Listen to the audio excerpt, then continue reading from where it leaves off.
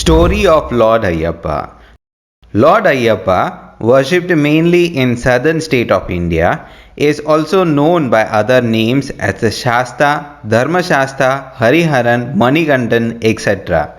Believed to be born out of the spiritual union of Lord Shiva and Vishnu. Lord Ayyappa is shown as a handsome celibate, means a brahmachari seated in a yogic posture with leg crossed and tied with a band, also wearing a bell around his neck. Lord Ayyappa is also shown as a warrior deity, riding a tiger with a bow and arrow in his left hand and a sword in his right hand. Why Lord Ayyappa was born. Once a female demon named Mahishi did a severe penance. Impressed by this penance, Lord Brahma gave her an extraordinary boon that she can only be killed by Lord Shiva and Vishnu. As it is impossible for two males to produce a child, Mahishi considered herself to be indestructible and started to harass people around the world.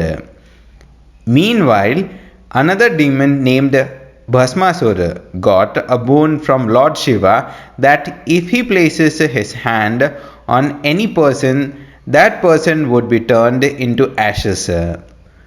After getting the boon, he wanted to kill the boon giver Lord Shiva himself.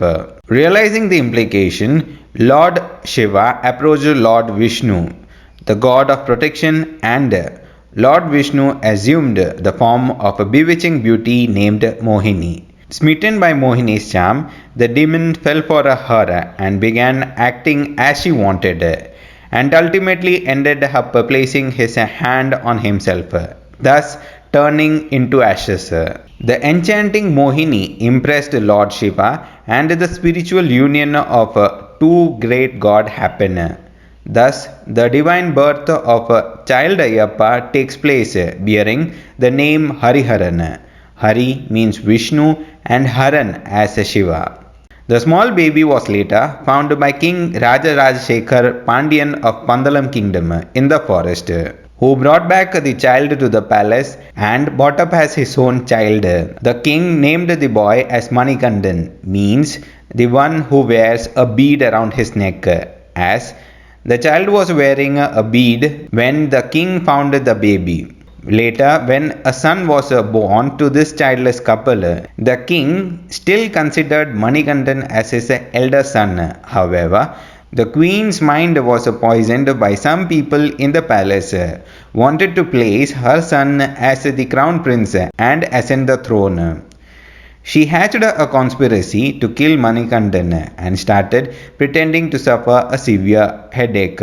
She made the doctor to prescribe tiger's milk as its only remedy. No one except Manikandan accepted this dangerous challenge and ventured out into the forest, perhaps to fulfill the purpose of his birth on earth. In the forest, he encountered Mahishi, and through a fierce battle, he killed the demon inside Mahishi, and a blessing in disguise happened. Mahishi assumed her original form of a beautiful woman who is still worshipped in Sabrimala temple of Ayyappa. Impressed by this, Devas assumed the form of tigers, and riding on whom Manikandan returned to the palace with his mission accomplished. Manikandan asked the king to construct a temple in Pathanamthitta forest on the banks of a river Pamba, which turned into a pilgrim site.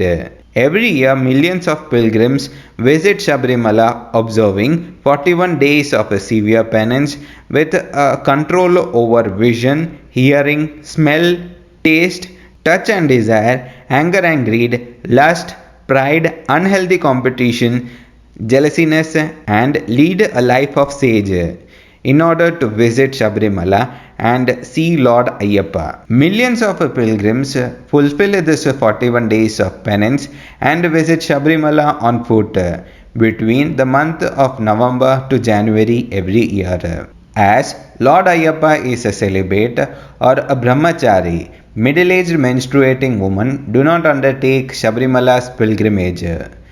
The temple is still the most visited pilgrimage site in the Indian subcontinent.